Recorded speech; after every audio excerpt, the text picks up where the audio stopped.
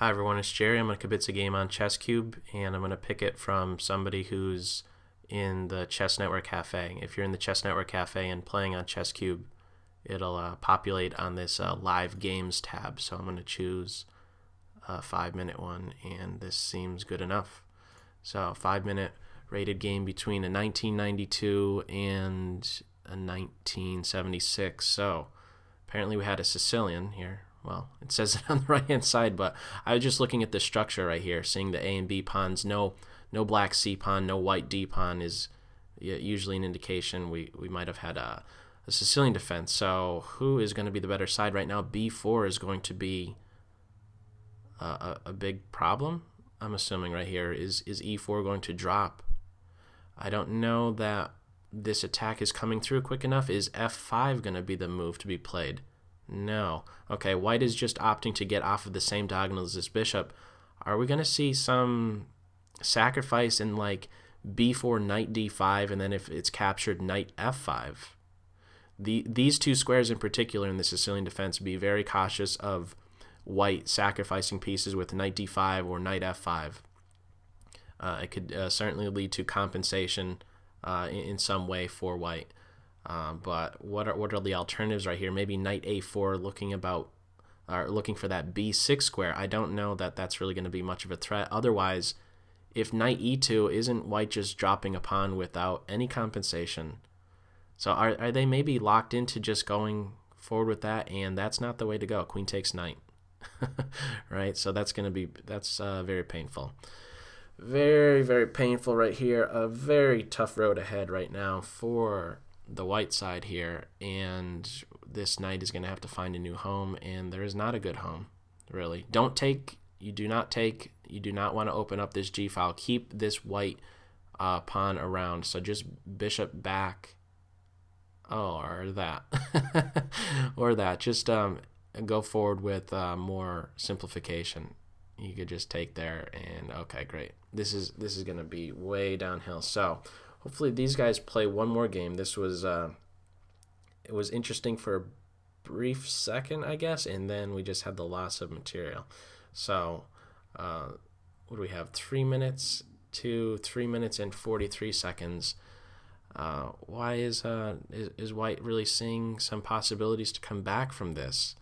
Rook c8 to watch over this pawn. Right now, this is going to be forever a thorn, and black is just allowing this pawn to be captured.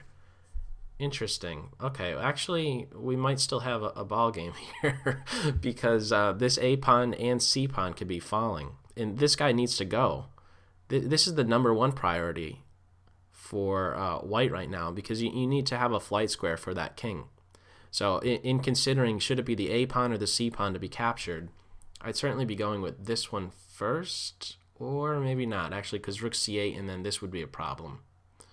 So now back rank issues. This rook can't go wherever it wants. In fact, it has to go to c1, I believe. Otherwise, we're going to be having mate by way of rook e1. So if rook here, then we have bishop takes on c3. And the other thing is to just be capturing this pawn, and then we would have a case of at least 2 connected pass pawns. And this knight right now is not too great. In fact, this dark square bishop is boxing it out very nicely. And in addition to that, what else do we have going on? We have this king. Well, since it's on the king side, and white has a 2. What do we have? Like a little minority here. Black has 3 pawns. White has 2. This extra black pawn really can't get put to use, can it? Not at least without subjecting maybe that black king to some problems. Still, with these white rooks on the board, that could be a problem. In particular, this square right here. Certainly, this bishop cannot watch over it, and so this could be a soft point maybe down the line. I'm not quite sure. It seems like just rook takes a6 and then get this a pawn rolling. In fact, as soon as this a pawn moves, then that would be, if white's not able to crash through on c3, this would at least provide a flight square for that king. So I think at this point, just moving forward with a4, is this bishop, however, going to be hit with moves like rook to e4? I don't know. That's easily met with just, I guess, rook to d6. So very interesting. What is the material count? Okay, we have is this knight going to run the risk of getting in a pin? Rook to e1? rook to e1, I guess knight c6 is the way out of it. But actually a much trickier position than I initially thought. I don't know that the continuation was best that black had gone for, but we have white apparently fighting back, and with the minute 49 to 2:15 and this knight in a pin, I believe it has to go here.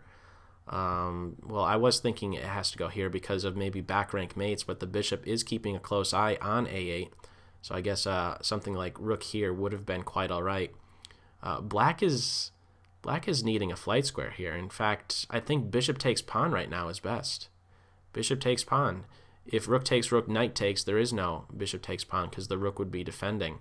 And again, this rook cannot make use of that a8 square. So I think there was going to be a better sequence of moves right there. I think you just take on c3, and then it would be a case of 3 passed pawns as compensation for being down a minor piece. And it's a very difficult position to judge right now. I really don't know who is going to be the better side. Is there going to be a way for, let's say, black to crack through on that c2 square? Is there somehow a way to get that rook activated? And here we go. How about something like rook to e2 followed by bishop e4 and then capturing on this square? It's going to be a race, a big race, in fact, because black can't do this so easily, right? They can't go to e2 just yet.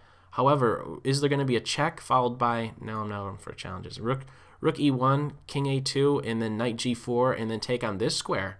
And then there's a passed pawn, and then maybe do something with the back rank issue. So black is going into a think right here with a minute 30 to a minute 5 now for white. The a pawn is looking to be very devastating, especially with, okay, here we go. Black is going to be running with this. King a3, knight takes, and then king to a4. Otherwise, it's mate. The king cannot go to a2. The king has to go to a4. And now what? Are we going to have bishop here? No, bishop to e2, cutting off this square would allow bishop takes at this point. And now what is the other continuation going to be? This king, if the king is not getting mated, what is this coming down to? It's coming down to that king actually being in a better position. It's now facilitating this pawn's advance, and also we have back rank issues still. And this pawn is going to fall. Bishop takes pawn right here. White all of a sudden is going to be the better side and coming back from being down a piece in that early middle game stage. I believe just take that pawn, and now this guy could start maybe getting pushed, although we have a couple captures here, don't we? I'm starting to look towards what right now? Why wasn't this pawn gone after? Okay, well, now black just needs to watch over this. White definitely needs to avoid the exchange of rooks to have any chance, and I don't see any hope at this point, and this is a very strong setup right now. There is no back rank mates anymore. These guys can just freely move 2 connected pass pawns, and that's going to be it. We also have white just being down on time at this point, 15 seconds to 50 seconds. That's a serious disadvantage. There's no way to really break through this. Although, is there a okay? Just cashing in, making sure things are just going to be very simple. This rook position would be very good right here. In fact, I liked maintaining that rook there after the rook check. King back to that f7 square would have been, I think, a much cleaner approach. Keep the king or the rook responsible for cutting off the white king, and just keep pushing these 2 connected pass pawns. We have white at this point just losing on time and also on position. But certainly there was a little bit more fight going on. So these guys are playing one more king pawn opening and a Scandinavian or center counter defense. Is there going to be an okay? Well, that's interesting. So this is going to transpose into what? This is now an advance French. So c5, this is the way to attack the structure. And I don't know that you should be playing knight here. I think it's c3 to support the center. So a little move order thing, and I don't know that black reacted properly. I think you just chop on that d4 square right away if white is not going to support it. In the meantime, one of the main features of this position is the comparison between the light square bishops, this guy being much better placed than this guy right here who's stuck behind the pawn chain. But then again, as compensation, what is black able to do? They're able to be putting pressure on the white center. So is it worthwhile to mess up the black structure with bishop takes, knight, pawn takes? that would allow for a nice square for that light square bishop. So I don't know that it's a good thing to be taking the knight. It looks very tempting. Well, there we go. Things are actually maybe a bit different now. I don't know that they're really much different. I think that the bishop is going to be quite comfortable on this e6 square. And what is, whoa, going with an in-between move. I clearly did not consider that. That's very interesting. So now we have two pieces right here, the knight and bishop being hit by black pawns.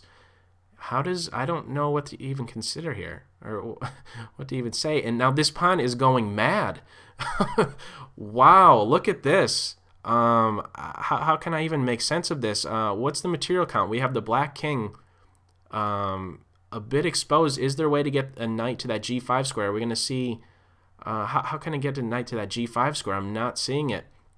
Given the time, black is going to be playing, I think, bishop c5, rook f8, but not so easily. This knight move, I think, is a very good one, allowing for this majority, and this is a very significant majority, in particular a 4-on-2.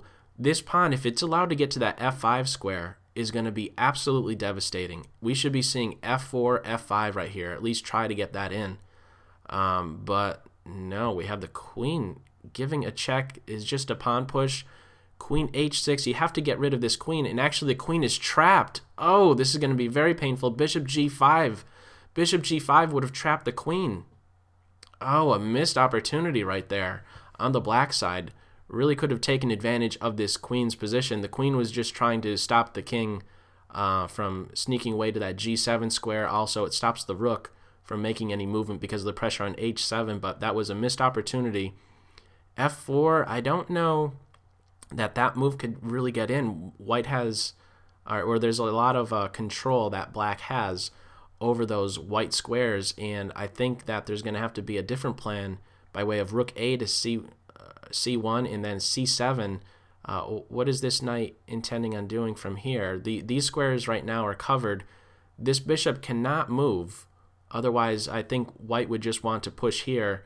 Even if it didn't come with check, I think it would be a very good move to be getting in, because it allows for maybe the bishop, but more specifically a knight pivoting on e5 could be very strong.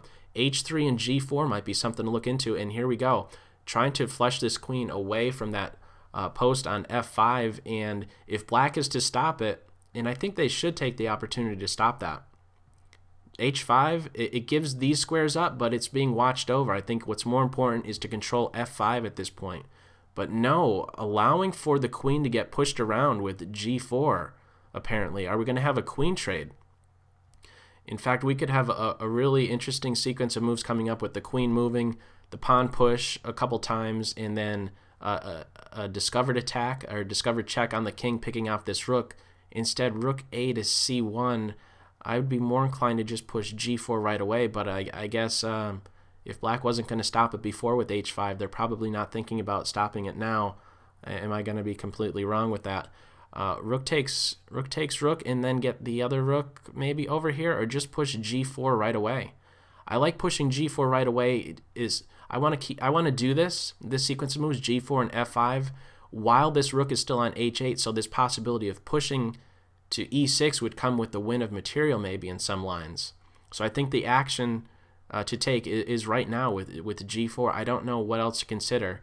The tension between these rooks, there's not much more that could be done to improve the white position. And this is a case of white maybe, oh, okay, what's white looking to do? Pivot on this square.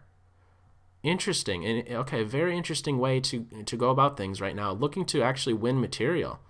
Knight d4 would hit the whole house. Knight d4 is absolutely devastating.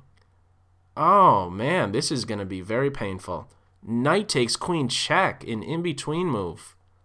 Oh, we're going to have resignation right here. Or not. Pawn push check. Don't even take the rook just yet. Allow this bishop to come out. Very, very nice play right here. Not being impatient with just recapturing material, looking for more forcing moves, and right there certainly that was a very forcing move, and we have white winning that game. Black ends up resigning. So I'm going to stop right there.